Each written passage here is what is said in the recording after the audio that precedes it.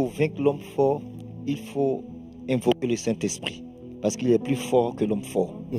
Donc Jésus, face au fou qui était dans les sépulcres, a dû traiter d'abord le problème avant de s'attaquer aux démons. Donc il faut vraiment traiter le problème par le Saint-Esprit, parce que le Saint-Esprit est plus fort que le démon auquel nous sommes confrontés, à l'homme fort. C'est la première des choses, exactement. Quand vous voyez Jésus arriver dans l'histoire du fou de Gadara, regardez l'histoire, elle est très étrange. Jésus arrive, il fait la délivrance de ce malade, et puis il repart juste après. Et juste après, quelque chose change. Cet homme devient un véritable évangéliste. Il va dire, repars dans ta maison, qui va traiter avec les challenges qu'il y avait dans sa maison. Mais lorsque Jésus arrive, la Bible dit que dès que Jésus a mis le pied au sol, la personne qui était sous l'emprise de ces démons est venue se prosterner. Donc, pourquoi? Parce que Jésus était revêtu de la puissance d'en haut. L'Esprit du Seigneur est sur lui. Donc, lorsque la Bible dit, lorsqu'il survient un plus fort que lui, c'est-à-dire que pour vaincre un homme fort, il faut faire appel à un homme qui est encore plus fort que lui.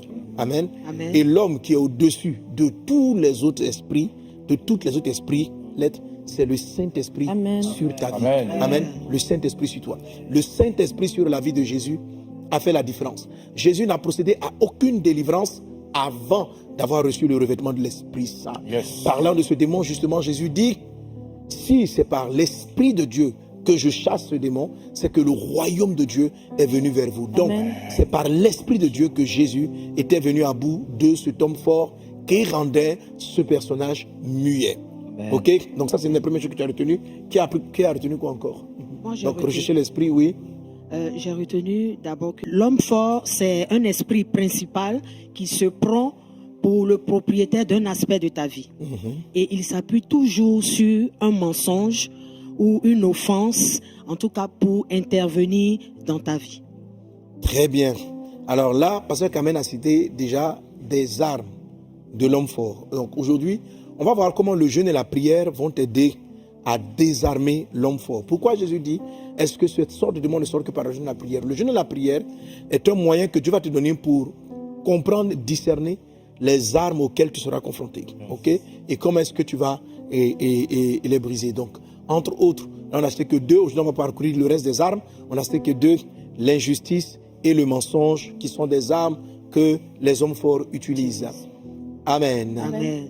D'autres points que vous voulez mentionner? Je voudrais mentionner quelque chose. En tout cas, tu as ouvert mon esprit sur le fait qu'un esprit t'impose sa nature. Donc, par exemple, on avait l'esprit muet, qui l'enfant n'était pas muet, mais il a imposé à l'enfant le mutisme, donc l'empêchait de prier, de parler. Et puis, il y a d'autres esprits que tu avais cités, l'esprit de peur. Et vraiment, ce qui m'a étonné, c'était que c'est pas juste qu'il instille la peur, mais en fait, lui-même, il est peureux de nature. Et c'est cette nature-là qu'il impose aux autres personnes. Donc, il faut savoir aussi discerner cet aspect-là et combattre ça. En effet. Donc, moi aussi, ce que j'ai retenu, c'est que lorsque on a invoqué l'être le plus fort, cet être va venir récupérer les armes sur lesquelles comment on appelle ça, l'homme fort s'appuyait. Quand il va finir de récupérer les armes, on va après, il va lui arracher les biens et il va le dompter et le chasser. C'est la partie même la plus intéressante. La partie où on le dompte et on le chasse. Et puis on récupère là. On récupère après là. C'est ça. DDR. Amen. Amen. Gloire à Dieu. Amen. Donc, ok. Alors, Adora a fait ressortir l'aspect qui est très important. Pour arriver à dompter l'homme fort, vous devez savoir quelle est la nature qu'il impose. Un homme fort vous impose une nature. Je rappelle toujours le passage. Jésus arrive, il voit un esprit, il voit un monsieur possédé d'un esprit muet. La Bible dit que c'est l'esprit qui était muet et la personne ne parlait pas. Lorsque Jésus-Christ a chassé l'esprit muet, la personne s'est mise à parler. Ça veut dire que la personne elle-même n'était pas muette, mais c'était l'esprit qui était muet. Donc des esprits ont le côté muet. Et c'est dans cette histoire de cet esprit muet que Jésus a parlé de l'homme fort. Donc Jésus nous expliquait par là que le type de démon avec lequel il était en train de traiter, qui rendait ce personnage-là muet, était un homme fort. C'est dans cette même histoire que Jésus va expliquer que lorsqu'un esprit est sorti, il va chercher 7 autres esprits plus méchants que lui qui viennent s'y établir. Et c'est le moment où donc on passe d'un esprit plus ou moins faible à un esprit fortifié 7 fois.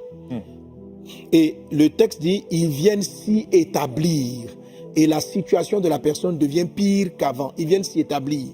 Et l'établissement qu'ils font, c'est ce qu'on appelait les forteresses. Ils établissent des forteresses. Amen. Les forteresses, ce sont des raisonnements. Amen. Amen. Donc retiens que les forteresses, ce sont des raisonnements.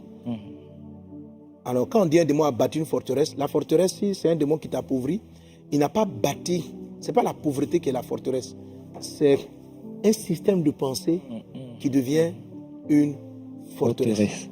Ok? Et on appelle l'homme fort, on appelle un homme fort parce qu'en fait, il te donne sa nature, c'est ta nature humaine. Satan, lorsqu'il prend une personne, il fonctionne en homme fort. Jésus va dire à Pierre, arrière de moi Satan, car tes pensées ne sont pas les pensées de Dieu, mais ce sont des pensées des hommes. Arrière de moi Satan. Donc, ça veut dire que Satan a insufflé une manière des paroles à l'apôtre Pierre parce qu'il avait un système de pensée humain. Donc, les forteresses sont des raisonnements derrière lesquels s'abrite.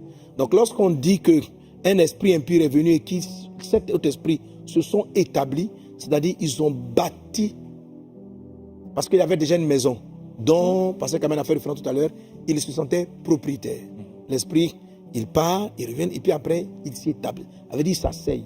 Mais ils établissent derrière quoi? Derrière une logique.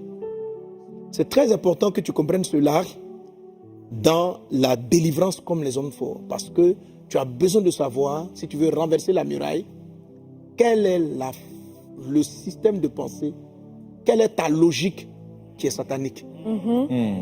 Yes. Quelle est ta logique que si Dieu t'entend parler ainsi, il te dira, arrière de moi Satan.